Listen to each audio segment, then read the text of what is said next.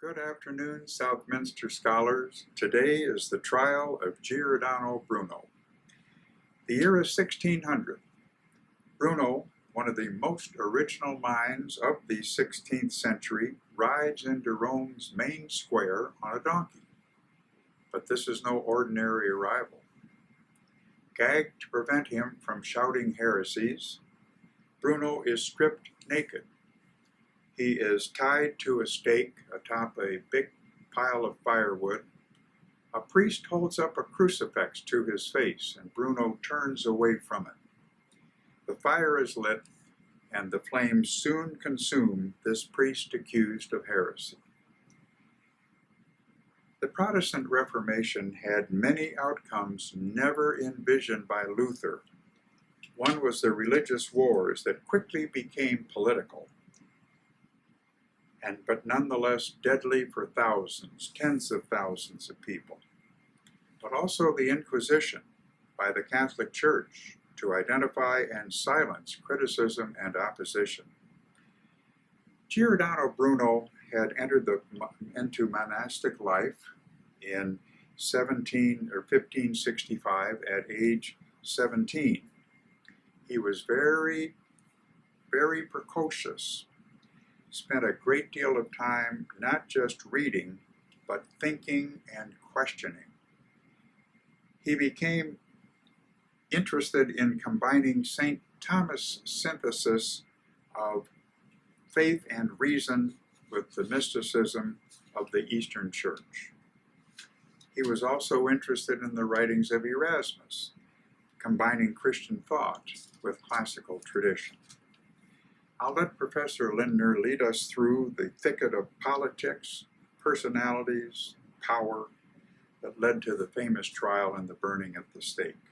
But in it, watch for Bruno's first-rate scholarship and better understanding of God and the universe. Watch for why the Church deemed these thoughts so dangerous.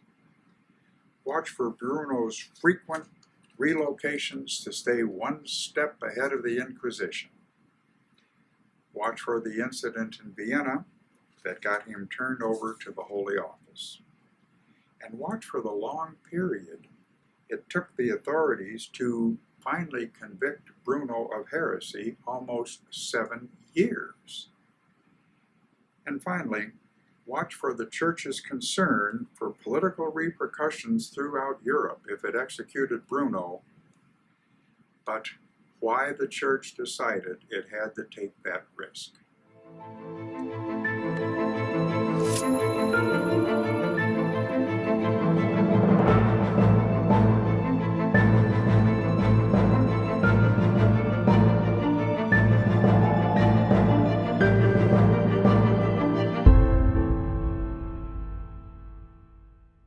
It's early morning on the day after Ash Wednesday. The year is 1600. Giordano Bruno rides into Rome's Campo de' Fiori on a mule. Bruno is gagged with a leather bridle that prevents him from shouting out heresies to the people in the plaza. The mule stops when it reaches a pile of firewood, charcoal, kindling, and pitch. The guards strip Bruno and tie him to a stake that stands in the firewood. A priest holds up a crucifix to Bruno's face. Bruno turns his head away. An official steps forward to light the pyre, and soon the flames leap up to consume the heretic. The church records for that morning report the basic facts. Bruno, quote, was led by officers of the law to Campo de' Fiori, and there, stripped naked and tied to the stake. He was burned alive, always accompanied by the comforters up to the last, urging him to abandon his obstinacy, with which he ended his miserable life. The execution of Bruno represents a failure of the Roman Inquisition to perform its mission. Its mission was to admonish and persuade, not to terrify or punish. And Bruno's death will haunt the man most responsible for it, Cardinal Robert Bellarmine. Bellarmine will learn from Bruno's case. He will proceed differently 15 years later when he has to deal with another obstinate heretic, a scientist named Galileo. Who is Giordano Bruno, and what path led him to the stake in Rome? Well, to put it briefly, Bruno was one of the most original thinkers of the 16th century. a man who held ideas that seemed surprisingly modern for his age. Too modern, as it turned out. In 1562, at the age of 14, Bruno left his childhood home, a farmhouse near a small settlement of Nola, Italy. His destination was Naples, 30 miles to the west. Filippo, as he was called at the time, was a precocious boy, and because Naples was then the 5th largest city in the world, it is easy to imagine the attraction that it would have held for him. What Filippo did in Naples the first couple of years after his arrival, we do not know. Somehow he earned enough money to survive. It is also clear that he spent a great deal of time reading, studying, training his memory, and thinking. By age 17, Bruno entered the monastery of San Domenico Maggiore, where he took the name Giordano. San Domenico upheld the high intellectual standards. It was there that Bruno delved into both scholastic philosophy and Neoplatonism. Scholastic philosophy was still riding high at the time, having dominated teaching for almost 500 years. The philosophy was built on the ideas of Aristotle, was reconsidered by St. Thomas Aquinas. A contending philosophy, Neoplatonism, based on Plato's more poetic ideas of the world, was entering a period of revival. Bruno took strands from each of these two philosophic traditions and wove his own philosophy. Bruno's nonconformist thinking concerned officials at the monastery. Bruno raised eyebrows when he removed from his room pictures of the Virgin Mary and all other religious decorations, save for a single crucifix. His reading habits also worried officials. Bruno read and made margin notes in a book banned at the convent, Erasmus's paraphrases of the New Testament. When officials discovered the banned book in a latrine that Bruno had used, he undoubtedly received at least a stern lecture, if not the convent's equivalent of probation. In the privacy of his own head, Bruno was having even more scandalous thoughts that would have shocked officials if they knew. Bruno was experiencing doubts that Jesus was the Son of God, incarnate in human flesh, a central teaching of the Catholic Church. Nonetheless, everyone saw that Bruno was a brilliant student, so authorities tolerated his indiscretions and idiosyncrasies. Bruno made a name for himself experimenting with artificial memory, techniques first developed in ancient Greece and Rome. The techniques linked words or phrases to vivid images through the use of so-called memory palaces. His mastery of the technique and almost unbelievable memory amazed everyone. Convent officials even sent Bruno to Rome to perform feats of memory before Pope Pius V. By age 24, Bruno had become a priest and gained admission as a formal student of theology to a college attached to San Domenico Maggiore. This, by the way, is the same college where Thomas Aquinas taught briefly toward the end of his life in the 13th century. 3 years into his training, however, authorities informed Bruno that he was under investigation by the Inquisition. Why is not clear. According to Ingrid Rowland in her book Giordano, Bruno, Philosopher Heretic, the main charge was likely that Bruno's defense of certain early Christian heretics had bothered authorities. He had questioned Christ's divinity. Bruno decided to get out of Naples while the going was still good. Shortly after learning of the proceedings against him, Bruno headed to a convent in Rome, and after a brief stay there, he shed the garments of a friar and hit the road. Traveling as Filippo Bruno, a gentleman, he trekked north to Genoa, then on to the seaside village of Noli, where he landed a job teaching grammar to children. For the next 15 years, Bruno traveled the roads of Europe from one city to the next. Never did he stay more than 3 years in any one city. Wherever he went, he wrote and sought jobs teaching philosophy. In 1577, Bruno arrived in Geneva, the intellectual and spiritual center of Calvinism. There he converted to Protestantism and enrolled at the university as Philippus Brunus Nolanos, professor of sacred theology. But Bruno was Bruno, with his knack for getting in trouble. While at the university, he couldn't resist publishing a broadsheet attacking the philosophical ideas of a senior teacher. Mind you, this was not a time when campuses were known for their protection of free speech. Bruno was arrested and spent 2+ weeks in jail, released only when he agreed to apologize on his knees to the senior professor. After his forced apology, Bruno set off for Lyon and then Toulouse, France. He found another teaching job, lecturing at the city's university on Aristotle. Next, it was on to Paris, where he published a book about memorization techniques. Intrigued by the techniques, King Henry III made Bruno his private tutor, professor, and royal reader. Bruno's job was to instruct the king and members of his court on the art of memorization, logic, and metaphysics. Those days in Paris, teaching and enjoying the good life, must have been Bruno's best. It was also a very creative period for him. He wrote a remarkable black comedic play about life in Naples called The Candlemaker. Bruno might happily have spent the rest of his days in Paris. Rumors floated that the Inquisition was coming to France. It was time to go. Bruno moved to England, where he found himself seen as something of an odd duck. In the theology debate at Oxford, people laughed at him because of his strange gestures, his physical appearance, and his accent. Bruno was thin-skinned, and the insult stung. Forever after, Bruno expressed his hatred for the English. He wrote, for example, "The English look down their noses, laugh at you, and fart at you with their lips." All was not wasted in Oxford, however. Bruno developed ideas about the universe that marked him as an original thinker of the first order. He married the controversial Copernican model of the solar system with a version of Platonic theology to produce a view of the universe that was entirely new.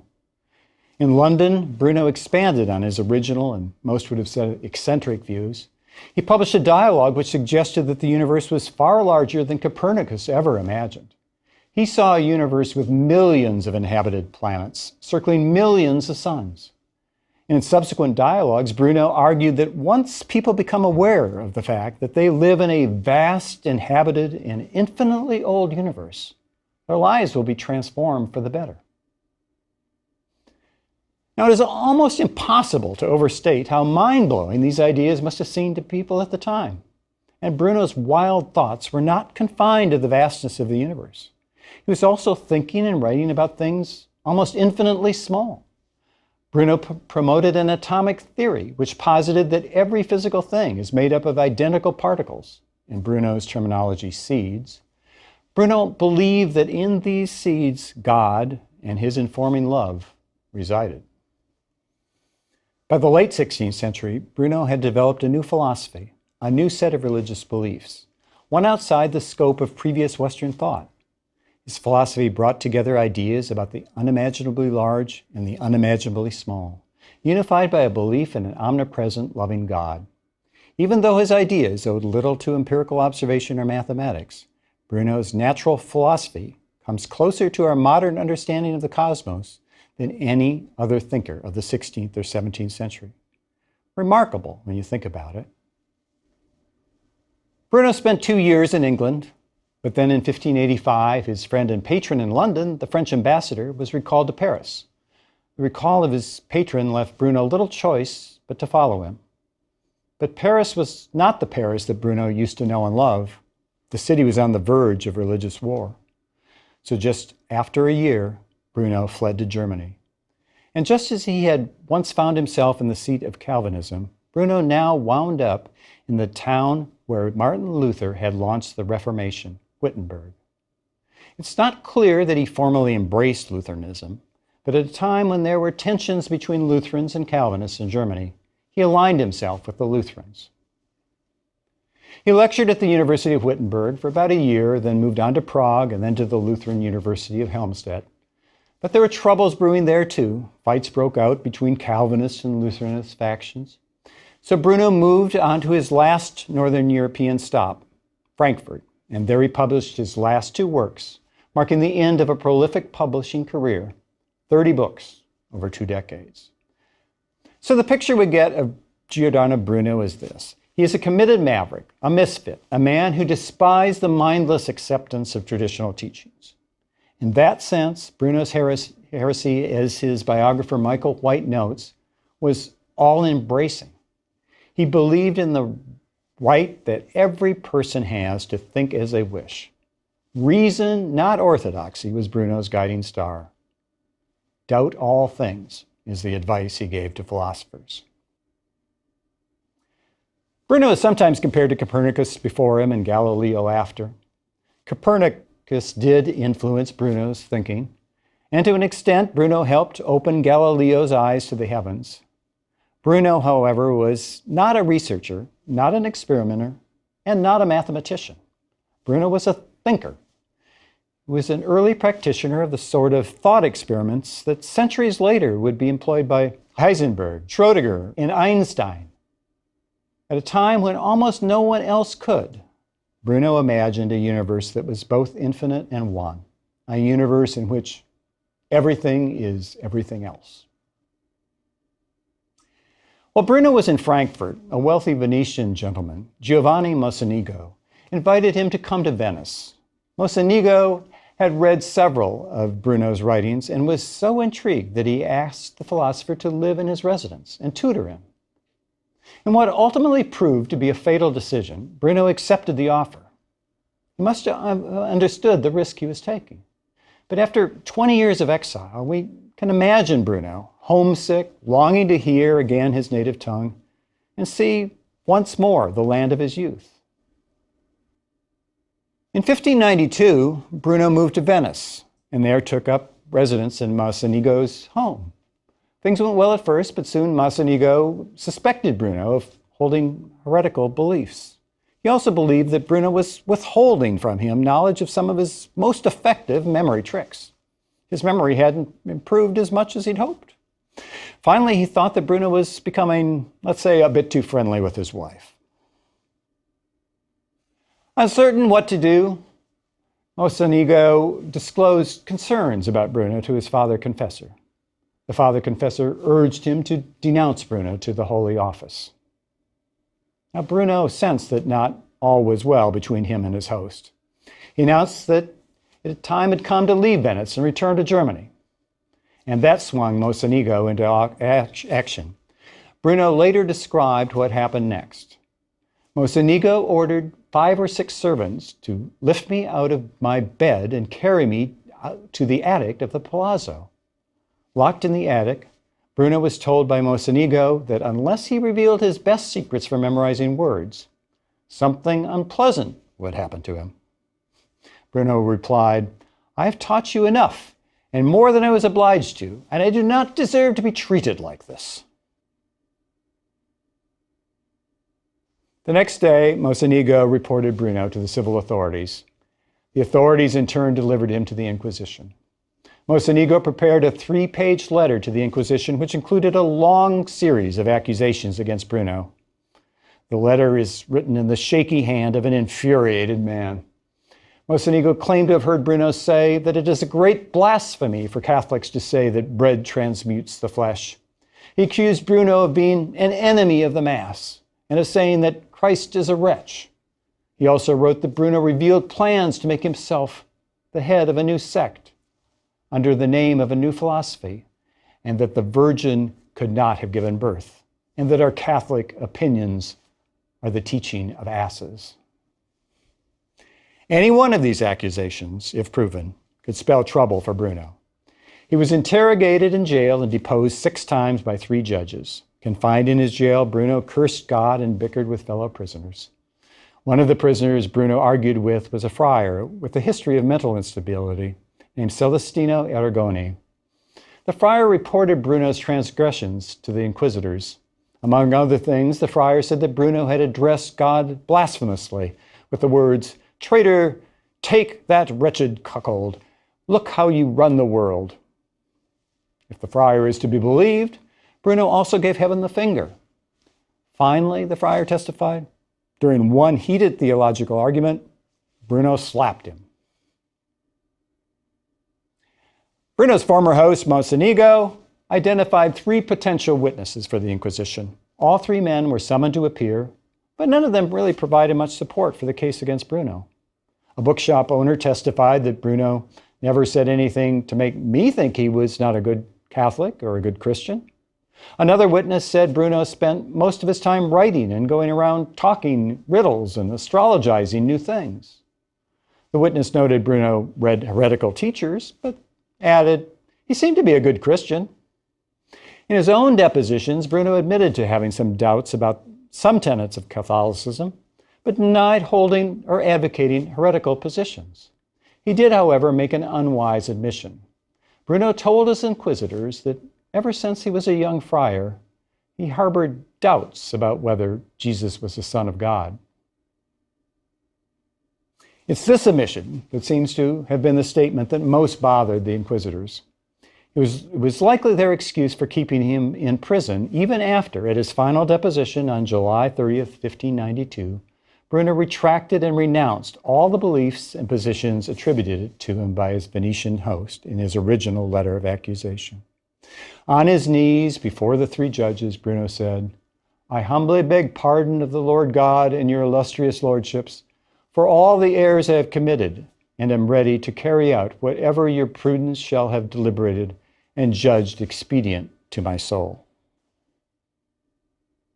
But Bruno still could not stop himself. While in his cell in Venice, awaiting a decision by Venetian authorities and a request by Rome for his extradition to that city, Bruno got into yet another heated religious argument with fellow prisoners, both of whom were friars. The argument concerned a statement that the Bible says Jesus made on the cross. "Father, let this cup pass me by." Bruno argued that the statement proved that Jesus was mortal. The friars begged to differ. It took months for the decision to be made regarding Bruno's extradition to Rome. But in February 1593, Venetian authorities loaded Bruno on a ship bound for the prisons of the Roman Inquisition. For the final 7 years of his life, Bruno lived in a private cell located just south of St. Peter's Square. While Bruno sat in his cell in Rome, his former cellmate in Venice, Friar Celestino, produced a list of 13 of Bruno's statements and actions in prison, which the friar believed were heretical. One of the friar's charges concerned Bruno's cosmology. The friar reports that Bruno believed that there are many worlds and that all stars are worlds, and that he thinks anyone who believes that this is the only world is extremely ignorant. He also charged Bruno with making light of biblical stories. The friar said Bruno claimed that Moses only pretended to talk to God on Mount Sinai, and that the law he gave to the Hebrew people was made up by himself. He also reported that Bruno wanted to return to Germany or England, among the heretics, where he could live in his own way and plant his new and infinite heresies. The friar's shocking charges prompted church officials in Rome to ask questions of all of Bruno's former cellmates that they could find. Their interviews, for the most part, confirmed the friar's allegations. Roman inquisitors examined the transcripts from the proceeding against Bruno in Venice, and they noted in the transcripts the large number of references to Bruno's early writings. Over a strikingly long period of time, roughly 6 years, officials struggled to prepare a complete list of Bruno's writings and to track down every surviving copy in whatever parts of Europe they might be found. Bruno, meanwhile, used his time in prison to draft his defense. In 1599, Jesuit theologian Robert Bellarmine, who had served as a consultant to the Inquisition since 1592, was made a cardinal by Pope Clement VIII. After getting his red hat, Bellarmine was appointed directly to the Board of Inquisition, and once there, Cardinal Bellarmine plotted to use his new power and his incisive mind to turn the screws on Giordano Bruno. Bellarmine pored over the list of Bruno's possible heresies and reduced them to 8 propositions. Bellarmine proposed that Bruno would have to abjure each one of these 8 propositions if he wished to save his life. Now, the actual record of the 8 propositions has been lost, but the Church's summary of Bruno's trial provides several clues as to what might have been on the list. The summary indicates that there are 4 general subjects of concern on which Bruno refused to budge. They included his beliefs about the divinity and incarnation of Christ, the existence of multiple worlds, the souls of humans and animals, and the art of divination. Bruno's opinions on all these matters, as well as his contention that the sin of the flesh is not a mortal sin, became the central focus of Bellarmine's questioning. Bruno responded to the cardinal's questions with the demand that Bellarmine prove that the Pope considered each of these 8 propositions to be definitely heretical.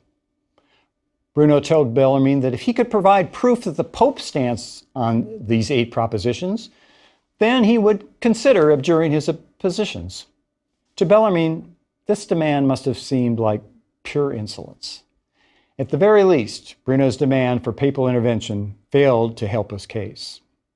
Equally unhelpful was Bruno's final retort to Bellarmine after a series of escalating insults. Bruno told Bellarmine, "You lie through your throat." Frustrated by his intransigence, Bruno's inquisitors debated whether to subject him to torture. Historical records do not reveal whether or not torture was actually inflicted. At the very least, Bruno must have been aware of the threat, and for many prisoners, the threat alone would have been enough to produce a retraction. But not for Bruno. As Ingrid Rowland puts it in her biography of Bruno, in his own way, in his own terms, Giordano Bruno now began to prepare for his own martyrdom. Bruno was forced to kneel before his inquisitors. He heard his sentence. "We declare you, the aforementioned Friar Giordano Bruno, to be an impenitent, pertinacious, and obstinate heretic. We now expel you from our ecclesiastical bar and from our holy and immaculate church, of whose mercy you have now rendered yourself unworthy." Bruno replied, "You may be more afraid to bring that sentence against me than I am to accept it." It took some time for the Inquisition to decide to burn Bruno at the stake. Church officials had to weigh the political risk of offending some of Bruno's powerful friends around Europe. Bruno had shared his knowledge and his ideas for years, sometimes with kings, ambassadors, and dukes. Rome had reason to worry that his execution might have political repercussions. Execution also represented a failure of sorts. The Roman Inquisition set as its goal serving Christ through admonition and persuasion, not through punishment. But decide they finally did, and on February 8, 1600, church officials performed a solemn degradation. In this ceremony, Bruno was stripped of his symbols of priesthood, his deacon's stole, his subdeacon's alb and maniple, his acolyte's candle, his Dominican scapular, and his habit. And then he was shaved, dressed in the clothes of a layman, and turned over to a bailiff. The bailiff represented the secular arm of the Roman government. Secular authorities did the dirty work, not the church. The bailiff transported Bruno to the prison of Torre Nona, and for the next 8 days, various friars made unsuccessful appeals to Bruno to repent. Then the end came, on February 17, 1600. Did it really have to end at the stake? After all, Bruno had killed no one, led no insurrections, stolen nothing. His crime was to write and argue. Bruno was killed because of his ideas. Ideas that were original, thoughtful, beautiful in a way, but inconsistent with those of the church.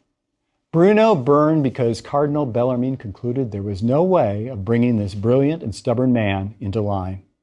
And in the year 1600, maintaining lines is what the church did. Times have changed. Today, Giordano Bruno is widely seen as a martyr to the cause of free speech. A large statue of Bruno rises at the site of his execution. Bronze letters on the granite pedestal proclaim, "To Bruno, from the generation he foresaw here, where the pyre burned."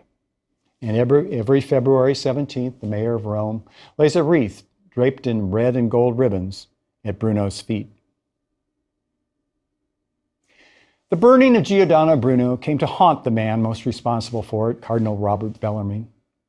Within a decade of Bruno's execution, Galileo Galilei was using his telescope to observe the heavens. He became the first human to see the moons of Jupiter, the rings of Saturn, sunspots, and the craters of the moon. And what he saw convinced him that Copernicus had it right, that the earth revolved around the sun rather than the other way around as Catholic orthodoxy had it. For Bellarmine, the earth could not revolve around the sun for the simple reason, as he expressed in a letter. In Genesis, the Psalms, Ecclesiastes, and Joshua, you will find all agreeing that the sun is in the heaven and turns around the earth with great speed, and that the earth is very far from the heaven and sits motionless at the center of the world. In other words, Bellarmine believed in a geocentric cosmos because the Bible told him so. And yet, having learned a lesson in the Bruno case, Bellarmine approached this new threat posed by Galileo with care. He moved slowly, sought to avoid having the matter blow up. Bellarmine didn't condemn Galileo, he cautioned him. In 1615, he told Galileo and other scientists to treat their Copernican views as hypotheses and not as facts. In the next year, the eyes of the church officials, Galileo crossed the line and openly advocated Copernican views. Bellarmine again warned Galileo not to hold, teach, or defend Copernican theory, but he did not and would not put Galileo on trial. Now, Galileo finally faced the Inquisition in 1632. That's 11 years after Bellarmine's death. He was tried for violating a 1616 injunction allegedly issued by Cardinal Bellarmine, but one which almost all historians believe was post-dated, an invention by the church officials, anxious to silence the great scientist. There's good reason to believe that had Bellarmine not learned the cautionary lesson that he did in the Bruno case, Galileo might well have been silenced and punished in the prime of his life, rather than at the end of his productive career.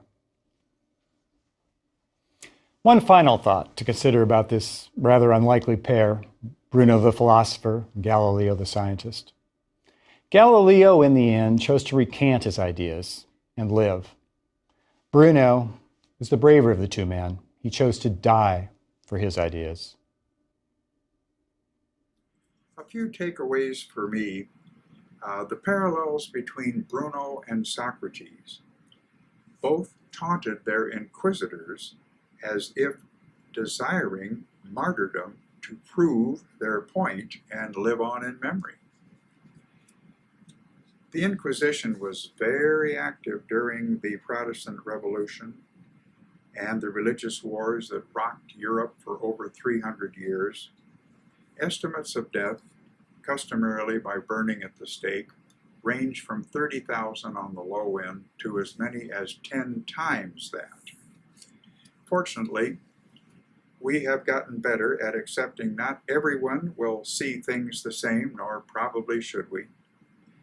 But there was a time when to think differently and speak differently could be deadly.